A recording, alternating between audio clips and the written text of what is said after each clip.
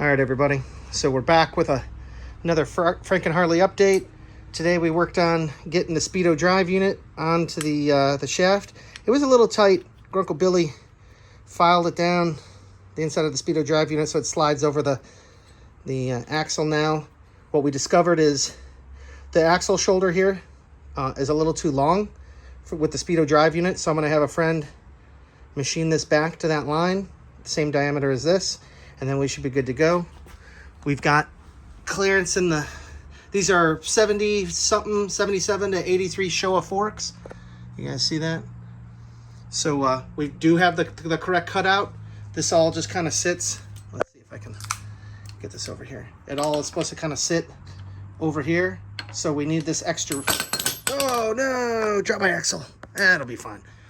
So this goes in here, or we need that trimmed off because that's kind of where it sits flush on this side here, right?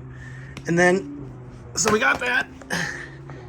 And then we worked on the case. This is the outer primary case. We replaced the clutch ramp with a new thrust washer in between, and then all new pieces, bearings, all that kind of stuff. This is where the clutch attaches to, right? This is where your clutch attaches to. Oh, we also I put a newer nut, a chrome nut on here. It's 5/16 24, and a 1/8 inch chrome 5/16 washer on the recommendation of another guy that I was watching, so you can at least get a wrench, you know, in the case. You can see that over here is where it comes through, so it kind of peeks out over here, so you can get a wrench on there. And the big thing is the gas tank. This is a replica Ironhead gas tank from Lowbrow Customs. It came with all the right mounts. I bought the spacer kit that goes with it. It comes with everything we need. This is where the coil mounts now. And then, you know, since this is a 77 frame, I do have a hole in my frame here. I don't know if all Sportsters have this hole in the frame, but that's where it mounts in the back. You can see we got our seat on there. We're just working towards trying to get the whole primary together. And the other thing we did is we worked on the brakes, the actual calipers. We measured the hose length. There's a T-fitting that I think I'm going to put probably right over here somewhere. And then from here up to the brakes is about 27, 28 inches long. I'm going to have to make my own brake cable. Luckily, Lowbrow Customs just sent me an email about need custom brakes.